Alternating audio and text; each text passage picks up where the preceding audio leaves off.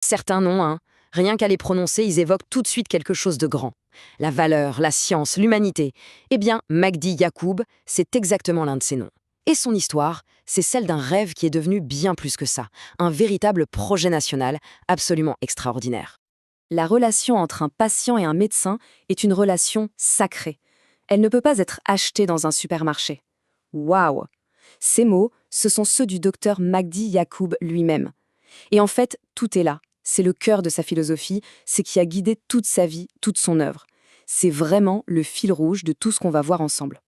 Alors, la question qu'on se pose tous, c'est comment? Comment est-ce qu'un seul homme a pu bâtir un rêve qui aujourd'hui appartient à toute une nation?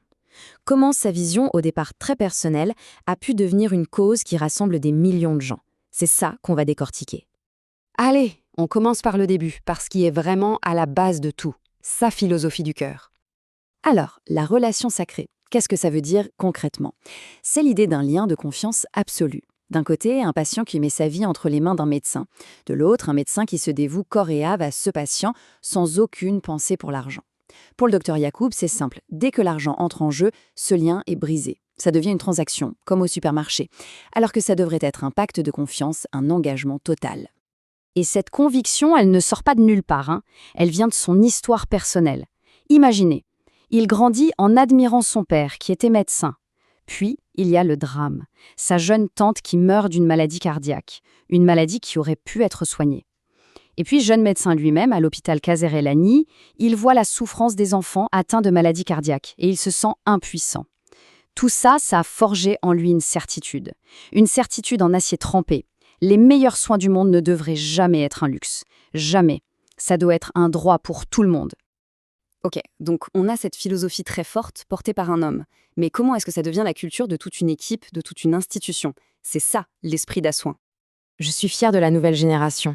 Je pensais être celui qui réalisait les opérations, mais maintenant ils sont meilleurs que moi. C'est incroyable d'entendre ça, non? Ça montre une humilité folle et une vision à très long terme. Il ne cherche pas du tout à être le héros solitaire. Pour lui, sa plus grande victoire, c'est que ses élèves deviennent meilleurs que lui. C'est la définition même de la transmission, de la construction d'un héritage qui va durer. Et cet esprit d'Assoin, attention, ce n'est pas juste une jolie phrase sur un mur. C'est vraiment l'ADN, le moteur de la fondation. C'est une culture basée sur 3 piliers tout simples, mais hyper puissants. Servir les autres, toujours chercher à être meilleur, et traiter tout le monde, patients et collègues, avec amour et respect. C'est ce qui fait que la mission est plus grande que l'homme lui-même. Pour bien comprendre jusqu'où ça va, écoutez cette histoire. C'est fou. Une équipe attend à cœur pour une greffe. Le patient est prêt, sauf que l'hélicoptère qui transporte le cœur est bloqué par un brouillard hyper dense. Impossible de décoller. Chaque seconde compte. Alors, que se passe-t-il?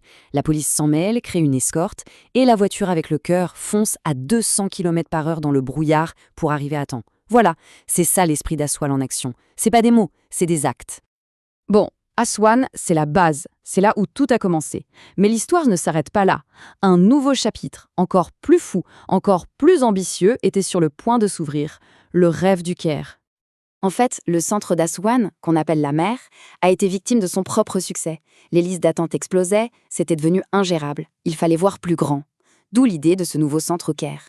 C'est logique, plus grand, plus accessible pour tout le monde. Aswan, ça reste l'origine, l'âme du projet. Mais le Caire, c'est l'avenir, c'est la vision à l'échelle mondiale. Et pour ce nouveau centre, attention, on ne fait pas les choses à moitié. D'abord l'architecte. On va chercher Lord Norman Foster, une star mondiale. La demande du docteur Yacoub, rien de moins que « je veux un bâtiment aussi iconique que l'Opéra de Sydney ». Et le plus beau, c'est que ce n'est pas juste pour faire joli. C'est pensé pour les patients. Chaque lit, absolument chaque lit, aura une vue directe sur les pyramides de Gizeh. Parce que soigner le moral, c'est aussi important que soigner le cœur. Et bien sûr, le plus important, les 2 piliers restent les mêmes. Les meilleurs soins au monde, et c'est 100% gratuit pour tout le monde. Et c'est là, vraiment, qu'on arrive à la partie la plus incroyable, la plus puissante de toute cette histoire. L'hôpital du peuple. Mais alors, la question à 1 million. D'où vient l'argent? On parle d'un projet pharaonique, avec la meilleure technologie, les meilleurs chercheurs, et tout est gratuit. Qui finance ce rêve? Eh bien, accrochez-vous bien, parce que la réponse est juste renversante. Elle change complètement notre vision du financement de la santé. Regardez ça, 70%. 70% des dons chaque année ne viennent pas de grandes entreprises ou de milliardaires, non. Ils viennent d'Égyptiens à revenus moyens, des gens comme tout le monde. Et le plus fou, c'est ça. On peut donner par téléphone. Et le don minimum, c'est 5 livres égyptiennes. C'est presque rien. Mais c'est la preuve absolue du pouvoir du nombre. Des millions de personnes qui donnent un tout petit peu, mais de façon régulière, et ensemble, ils construisent l'un des meilleurs hôpitaux du monde. C'est un modèle complètement dingue qui défie toute logique économique classique. Le centre appartient au peuple. C'est un don du peuple, pour le peuple. Nous ne sommes que ses gardiens. Voilà, tout est dit. Ce n'est pas l'hôpital de Magdi Yacoub. C'est l'hôpital du peuple égyptien. C'est la nation qui l'a construit, par sa propre volonté. La fondation, elle, n'en est que la gardienne. C'est la preuve, vivante et vibrante, qu'on peut bâtir un système de santé d'excellence mondiale, non pas sur le profit, mais sur la solidarité. Ce projet continue de grandir, c'est clair. Alors, pour finir, prenons un peu de recul et regardons l'héritage qui est en train de se dessiner. Le parcours est juste colossal. On part en 1961 d'un jeune médecin qui va se former au Royaume-Uni dans une spécialité toute nouvelle. Dans les années 80, il devient un pionnier mondial, il entre même dans le livre des records. Et puis en 2009, il revient chez lui, en Égypte, pour créer ce centre incroyable à Aswan. Et aujourd'hui, il est en train de bâtir l'un des plus grands centres de cardiologie du monde, au Caire. On est passé de l'ambition d'un homme à l'héritage de toute une nation. Ma loyauté va toujours à la science et à l'humanité. Au fond, toute sa vie, tout ce parcours se résume à ça.